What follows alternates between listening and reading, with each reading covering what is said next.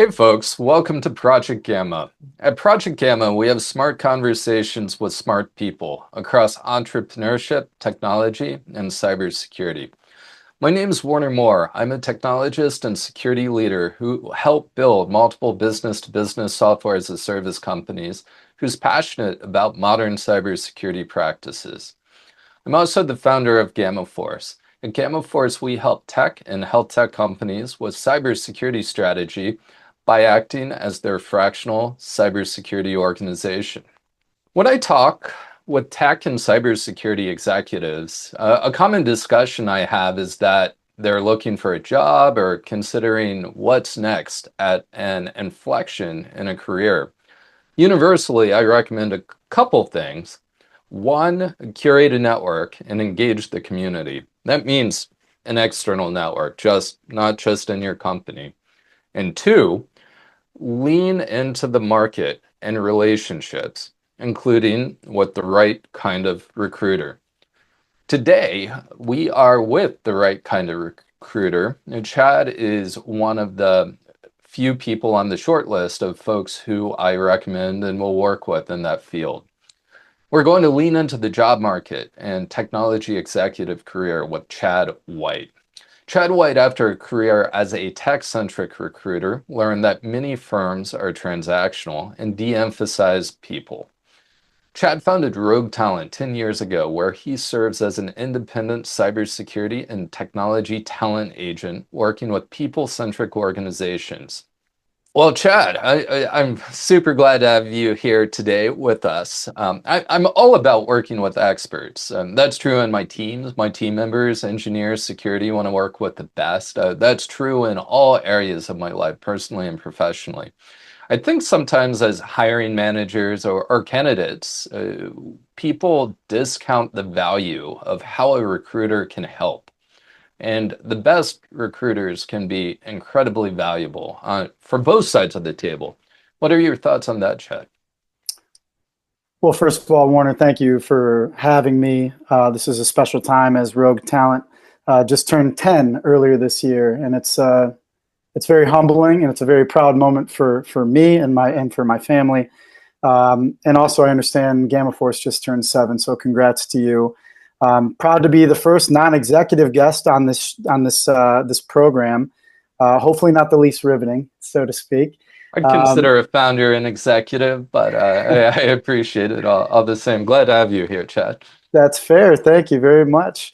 What sets apart one recruiter from another, a great recruiter from an average one, is the investment in relationships. Nowadays, authenticity, transparency, those are the newest, most valuable currencies, in my opinion. And a good recruiter is not only investing in relationships via the community in which talent interacts, but they're also investing in relationships long term with the executives and the teams that they serve. So it's really, if you zoom out, I have a great opportunity. I have the privilege of impacting not just teams and companies, from startups to labs to corporations, but also impacting entire industries and communities in a sense. So really, it's about mindset when it comes to a recruiter and what his or her or their commitment is to the human factor. Yeah, it makes sense. All about people, relationships. And I know what really set the light bulb off for me. Unfortunately, it was early in my career, and it was talking with a recruiter who was incredibly candid about opportunities and was providing market data, salaries, job opportunities, different roles. And that perspective just really impacted how I looked at my career in the job market. So, as somebody who lives and breathes it every day, the perspective of someone like yourself cannot be, the value of that cannot be overstated. And well, good job market, difficult job market, like we talked about, you live and breathe the job market every day. Right? Should CTOs do things differently in different markets? Are the things universal? What are your thoughts on that? The best executive leaders, hiring leaders, partners with whom I've worked over the past decade are the ones that are always thinking proactively versus reactively. These are the folks that are, like myself, have at least somewhat of a thumb on the pulse of economic conditions, uh, world events, things that do affect both the job and talent markets. So the folks that I prefer and that I seek to work with are those that are proactive, those that are defining what the goals of their team and their organization are, those that are open to external partnerships, such as with Rogue Talent, those that see the value in having an extension, somebody that's highly embedded into the communities of talent that they're going to be seeking, whether it be yesterday or weeks from now. And that shouldn't change whether it's a good, bad, or ugly job market. Hmm. Hmm. Yeah, that makes sense. Well, we've talked about relationships and community, and I think something I see is, especially when somebody has a big job, is it's easy to get into busy mode and prioritize within the walls of the buildings we work in, or probably not anymore. My team's completely remote, and I suspect many of your teams are too. But the point remains true, even though the metaphor might be a little weak today, where we might focus more on the day-to-day and building networks and relationships in our companies. But I think we often de-emphasize building network and community outside of our companies. And I look at that as part of the executive job description.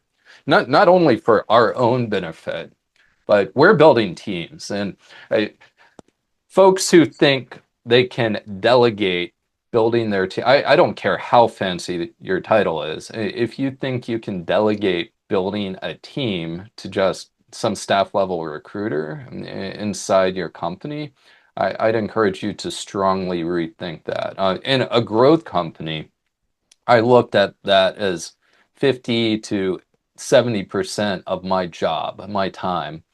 And I also expected all levels of my team, individual contributors, to prioritize hiring. It's so important in a growth company. So that's getting engaged in the community, that's helping people. What are some things that you think, say somebody is just, even as an executive, just starting to build that network outside of the company? Of course, talking to someone like you is a big first step. What are some other things that somebody might be able to do? Well, the first thing to remember is that employment branding is still very much a thing. And like a good recruiter, employment branding needs not be passive. This isn't just about intake when it comes to candidates. As you mentioned, it's about community engagement. It's about being proactive. Again, that's I think the magic word today. It's about being proactive. A good recruiter is proactively engaging the community, as a CTO or a CISO or a founder should also do the same. To your point, it's very easy for us to fall into that busy trap. What are the things that are going to make my family and me income today? What are the things that are going to make my board happy today? As opposed to making those long-term proactive investments, whether it be establishing a two-way mentorship or two or three, whether that be speaking at a conference to share your wealth of knowledge as an established leader, while also representing the employment brand of your company. Again, this is the mindset of a good recruiter. And I've kind of made that my MO. Find the leaders, the hiring leaders that have a very similar, that share a similar mindset. And I'll highlight too, many of us in senior level roles might be invited by our marketing teams to speak at events, but that's not the same as leaning into our professionals, our professions, and our communities where our candidates and peers are engaging. They're not mutually exclusive. We should do both, but if we are doing one and not the other, that's a miss. And I like what you mentioned too about people there. As a technologist, frequently in the startup space, I'm talking about using tech to solve problems. Tech solving people problems frequently removes the people, which in some cases is where the value is created. I find this especially true in the people ops category, which includes recruiting. How do you approach the intersection of technology in your profession?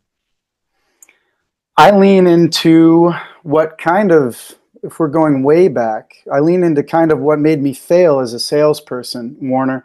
I was more about the human interaction, the human relationship, which takes investment and time. Um, but as a recruiter, I also believe in the fact that there's a very, very blurred line between professional and personal lives. You and I became friends long ago, but that relationship started off as professional. I think what has given that legs for so long with you and with many of the hiring leaders that I've had the pleasure and honor of serving for the past decade is that we were able to embrace and lean into that blurred line with adding the personal aspect, the human aspect to the professional function of the relationship. You're creating trust, you're creating transparency, you're building a foundation upon which successes are much more, shared successes are much more probable, is the best way that I can put that. So to me, it's about blurring lines. As things become more technical and more automated, I believe that the human factor becomes more valuable. I agree, and I'd argue on the sales like relationships and the things we're talking about are just as important on the sales side, especially in B2B. But that's a different topic for a different space. But I'd say the transactional sales organizations are probably missing some things. Well, do you use technology? Of course, we're using technology right now, but how do you look at technology as it relates to doing your job as your career recruiting?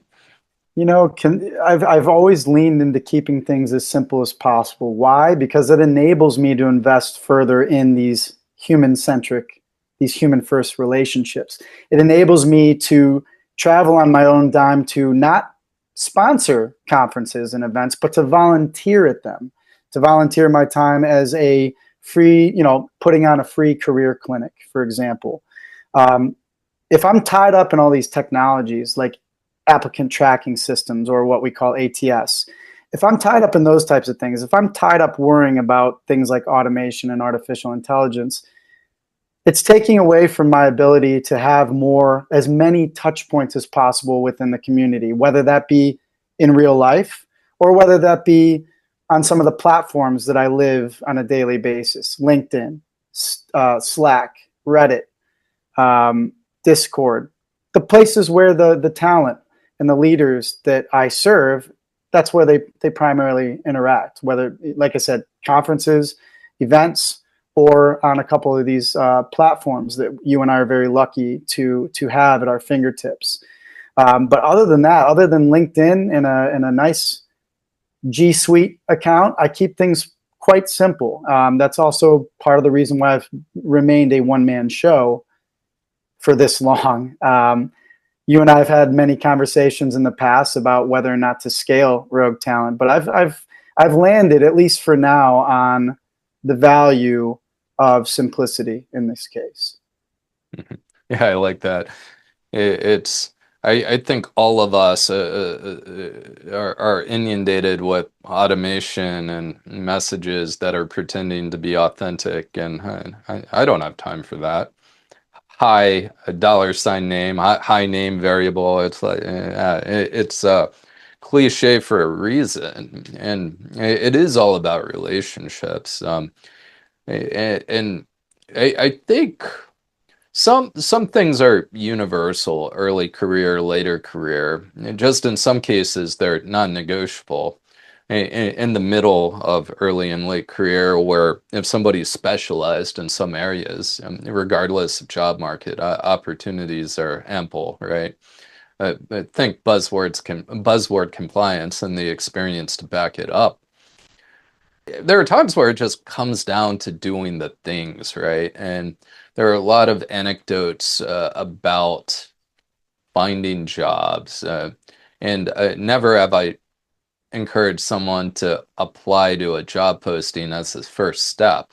What would you tell people who are looking for career opportunities? What's a good first step? Maybe a second and third step as well.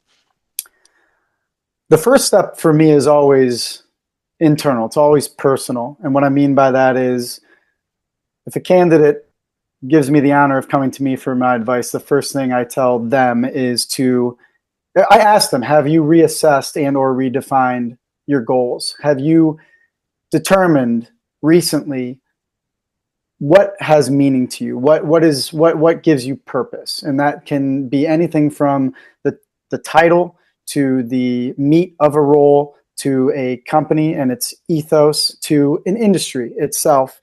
So the biggest thing always, obviously, Warner, you can imagine at this point in my career, I get solicited by candidates all the time, from entry-level folks to the C-suite. And that's the first question I always ask them is, what do your goals look like right now? I can't help you unless you've helped yourself first. The second thing is to, again, another question. When's the last time you reconnected with your community, and to what extent? Were you passive? Were you a wallflower? Or were you involved? Were you volunteering? Were you creating value in your community by offering insight and your wisdom at this point in your career? Those are the two biggest things that I'm going to point people towards. And usually it requires, I'd say about Warner, 80% of the time, people are like, let me get back to you. And I'm like, give me a call when you're ready, when you've defined these things, and when you have reestablished your foothold, your connection with the community that raised you.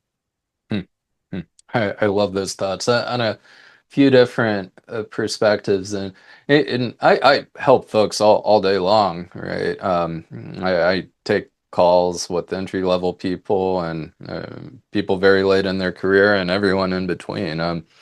No goals, just helping out, but there's a certain fatigue for people, myself, you at times, where somebody who's not helping themselves and something I'll encourage someone to do frequently is take that first step. And if they come back, I'll help more, right?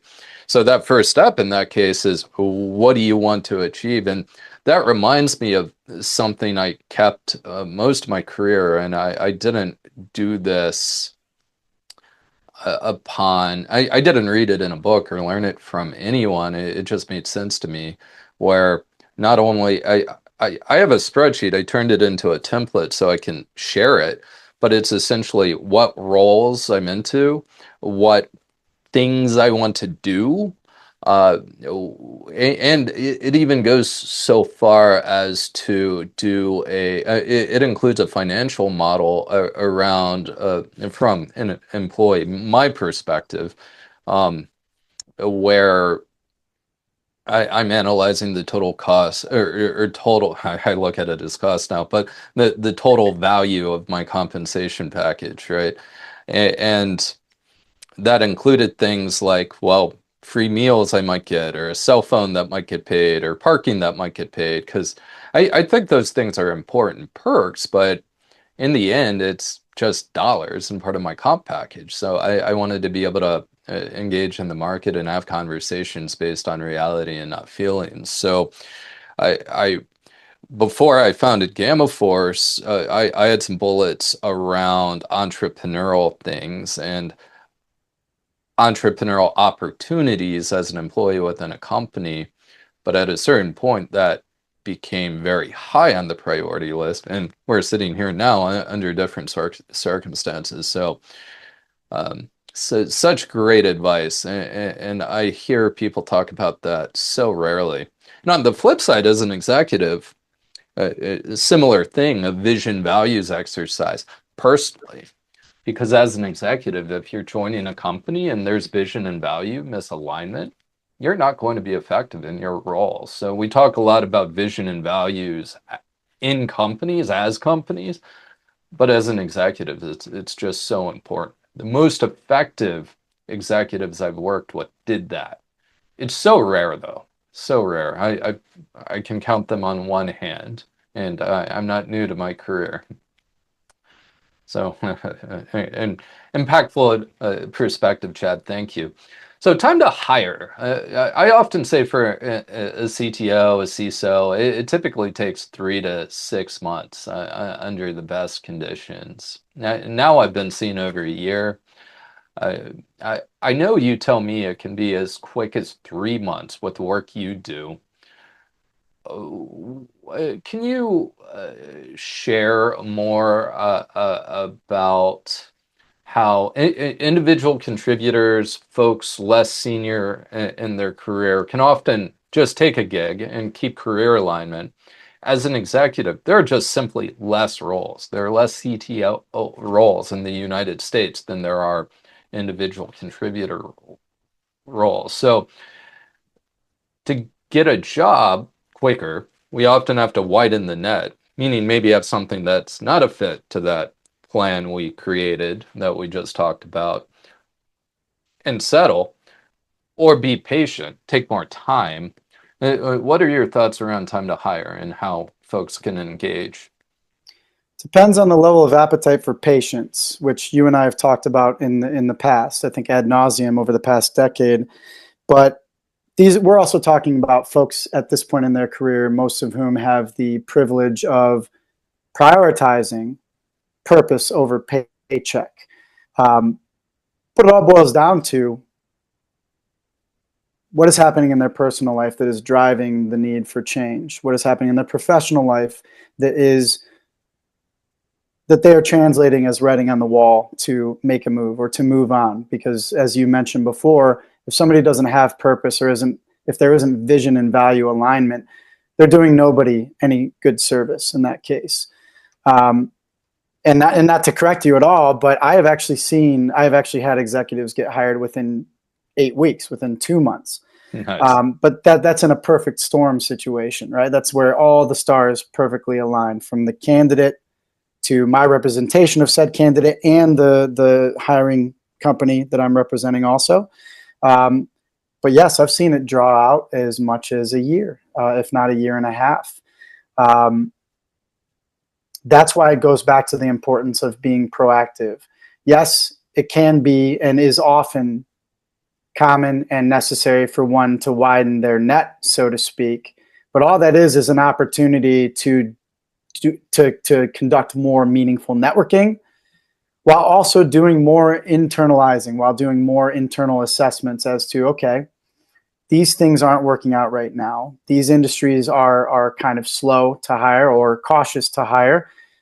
Where else might I explore? And with who else can I create a relationship with in the process? Whether that sets me up for success on this job search or in the future, that's the best mindset, right? Is creating that realistic view of what I'm doing right now may not help me succeed in my immediate goal, my current priority, but if I'm investing in it and if I've defined it correctly, this could pay off dividends in the future. And that's precisely what that's what I'm doing when I'm in coach mode, when I'm representing executives. There's one recently that I've spoken with that, again, came to me with well-defined goals, let me know what their level of their appetite for patience is, their appetite for kind of waiting things out. And that sets itself up for a very symbiotic and eventually soon to be successful relationship. I love that purpose over paycheck. I wrote that down. One of my favorite authors and researchers, Adam Grant, he's an organizational psychologist, PhD over at Wharton, professor, but does research in private industry, works with companies like Google. I love his books. Two that Well, two books that come to mind. One is Adam Grant, is Give and Take, and the other is Go Giver. And when you're talking about relationships and giving value, I think some people tend to be more transactional, or even just culturally. We might be familiar with more transactional culture, and sometimes I hear anecdotes about how somebody's taken advantage of if they give or help and don't get something in return. And I think it's easy to go to extremes, or helpers or givers feel like they're being taken advantage of. And what I really like about the book Give and Take is it explores Adam Grant's research about how not only giving is the right thing to do, that's how you get, right? And I never looked at giving as getting being the goal of giving, but there are it's easy to get fatigued helping. So some people might hear relationships and how can I help and what connections can I make, and think of it more transactionally. And if you do, I'd encourage you to explore Give and Take, or maybe consider reframing the way you look at things, because giving and helping is always a win in my book. We were talking tactically about how people can be better positioned at getting hired. And I believe in created luck, and that's was a theme in hearing, you talking about purpose over paycheck and creating luck. Uh, so 2 months to 18 months, that's a pretty wide range. How could somebody create that luck and reduce that cycle? What are the people and circumstances that you help people be most successful with? What shortens that cycle? Well, I love what led to this, what the lead up to this conversation, to this question, and I love this question, Warner. What I do is very serendipitous in nature. There's a logos, there's a fate, there's a providence to recruiting. Um, and I've always believed, from my late father, who used to say this, and I'm sure there's a reference there. I'm sure there's an author of this quote, but luck is when preparation meets opportunity. And again, that's that serendipity, right? And that really drives a lot what I do, and that's why I believe in every opportunity to invest in a relationship long term is worth it. If I may offer one of my favorite success stories. A candidate who was up and coming, leader in cyber risk compliance at the time in the healthcare industry, had reached out to me because she was looking to relocate her family back to Ohio, her young family rather. And I'll keep this as short as possible. I was unable to land her next chapter, her next role, but I invested so much time in helping her define and redefine and kind of distill down her goals. I gave her advice on the market conditions at the time. And I also like to think that I gave her hope, because her situation there was some pressure attached to it in terms of a physical reload. This was before COVID. This was before remote work was as common as it is. She landed a job herself, but she couldn't have been more grateful for what she perceived as value that our relationship had provided to her in that job search process. Fast forward 7 years later, she's a CISO of a skyrocketing insurance company based right here in Columbus. And they had a staff aug firm that her talent acquisition team was working with that's, as you know, much more buckshot, much more transactionally focused than a specialist like myself. Real quick, staff augmentation, that means contract to hire. I'm sure many of us know that, but in case that's right. Please continue. Much more your big box type of search firms. But yes, thank you for clarifying staff augmentation. So This firm was not specialized in cybersecurity. This is the type of very, very specific talent that this individual CISO needed. They had fallen flat on their face for a couple of months, and finally she called me and said, I have the control over my budget to do whatever I want, and you were my first call. Can you help me with these two highly niche roles? One was in cloud security, the other one was like deep application security specialist role. And I was able to, despite being on vacation at the time, we were able to connect, we were able to define the goals for these roles and for these teams that had really, really ambitious growth goals that year. We were able to succeed and able to do so in less than 2 weeks, believe it or not. Wow. So that is one of my favorite success stories in terms of serendipity, but also the full circle value of investing in a relationship.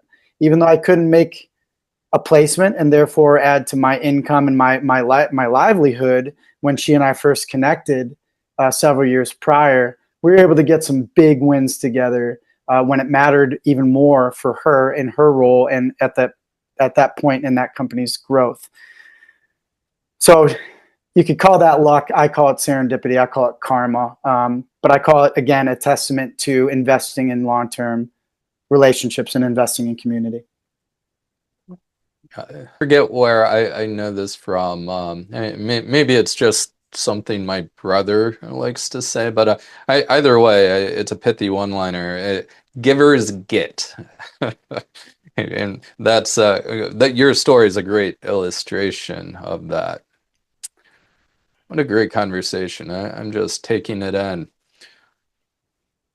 Well, I've been driving a lot of the narrative here. Are there any topics you'd want to make sure we cover before we start to wind down here, Chad? Well, just a nice humble reminder to leaders out there that have struggled in scaling their teams.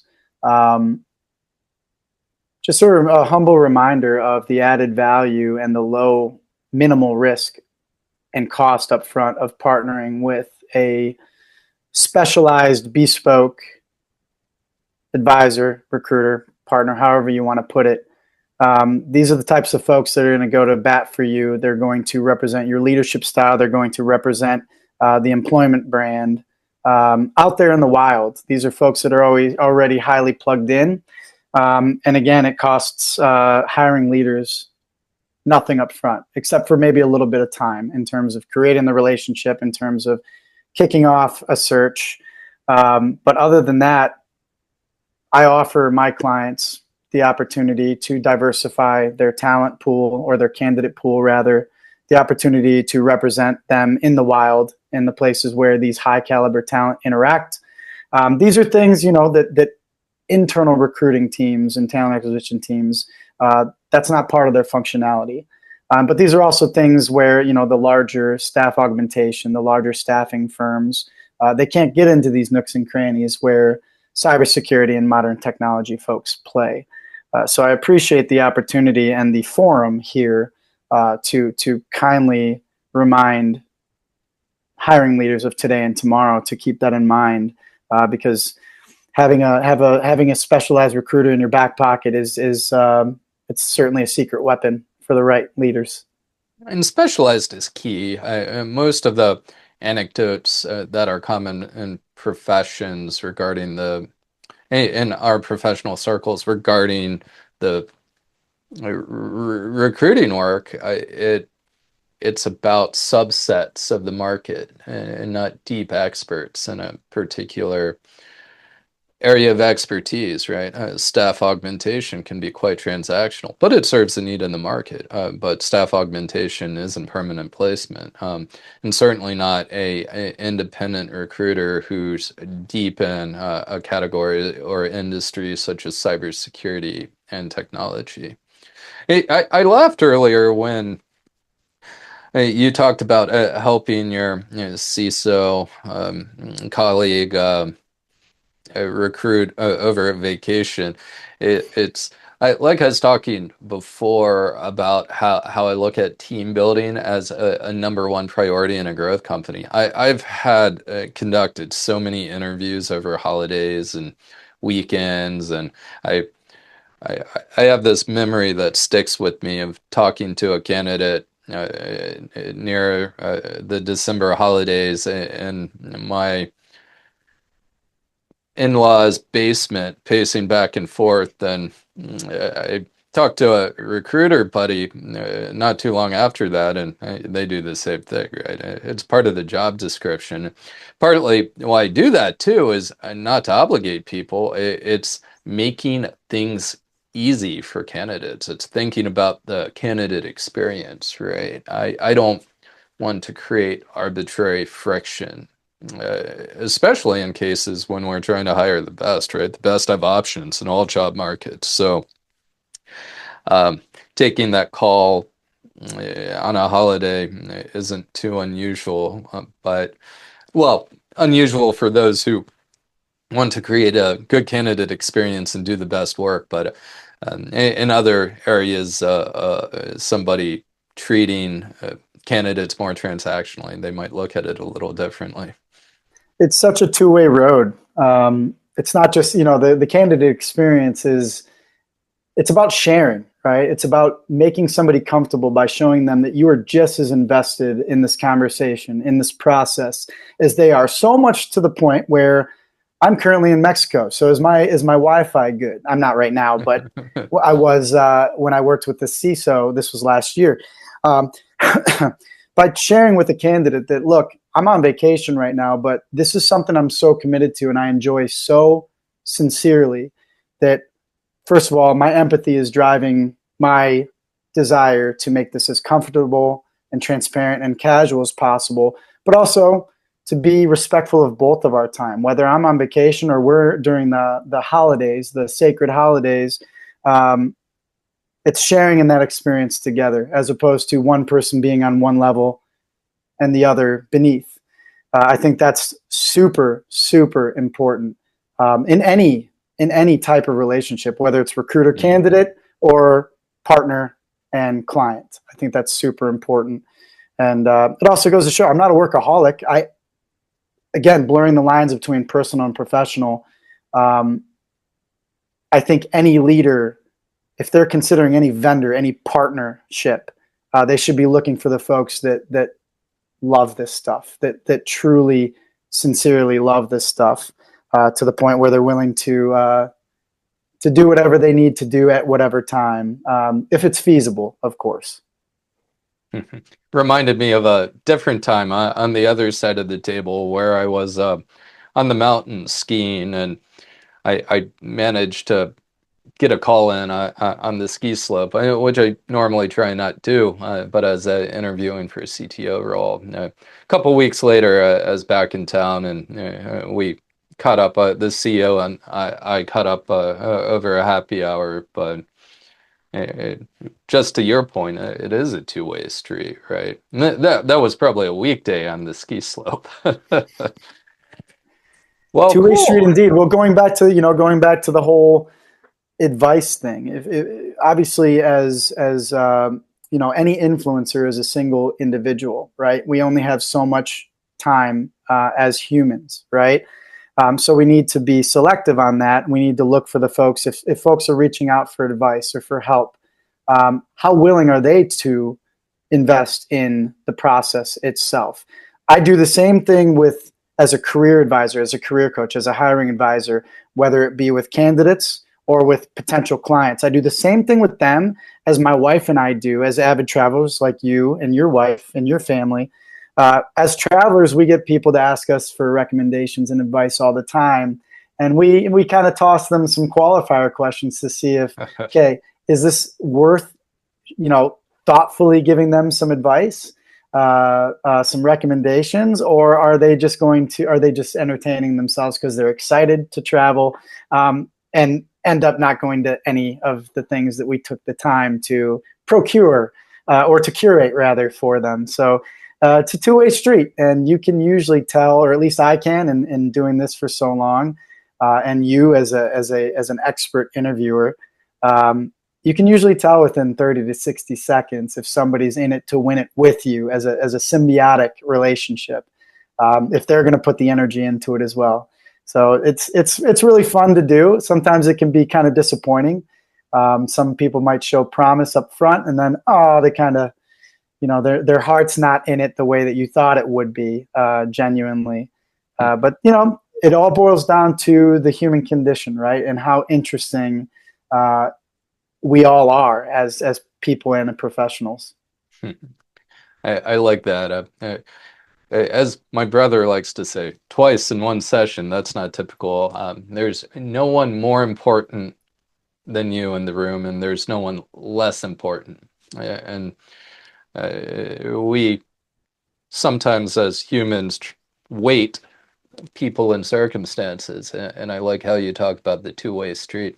I'll tell you what, with candidates right now, I'm hypersensitive to people who aren't responsive, especially with 100% remote teams, because if they're not responsive when we're talking about something that's all about them, like a job, well, what's it going to be when it's a client or a colleague, right? And I don't like to create arbitrary constraints, but it's that two-way street thing, right? It might be a clue. It often is. Well, thanks so much for being here with me today, Chad. It's been an awesome discussion, some fantastic highlights that will make a big impact on the world. So again, thank you. Do you have any closing thoughts, books, anything you'd like to share with the audience before we end here? Oh gosh, I mean, as things become more technologically focused, as things become more automated, as intelligence becomes more artificial, I like to remind people that in a time of maximum automation, in a time of technology being everywhere, being human is becoming more and more of a revolutionary act. And whether that means you're going out of your way to respond to somebody's humble request for help, even if you can't help them in the way that they're hoping, whether that be finding them a job or finding them that purple polka dotted squirrel that they're looking to hire on their team, a quick response is a revolutionary act of humanity. Whether we're in upcycle markets where things are super chaotic and super busy, or we're in down cycles where more and more people are heads in the sand, collectively holding their breath, and there are a lot of crickets out there, so to speak. A response is a very human thing, and it's something that the right people will remember at the right time. And I hope that resounds with, particularly with our audience, whether it's a CTO that finds themselves in the job seeking seat, or that be a CISO that's working to scale their team. So that's my biggest thing. It's just to have people remember that talent is not a commodity. Talent is not a resource. Talent are human first. And to find, partners and consultants, bespoke organizations like Rogue Talent and like Gamma Force. Those are the ones that never forget that mantra.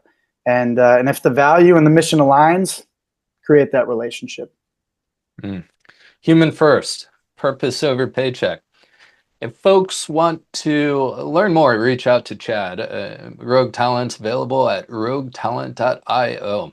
Thank you for listening to Project Gamma today, presented by gammaforce.io. If you've enjoyed this podcast, check us out on your favorite podcast platform to catch future episodes.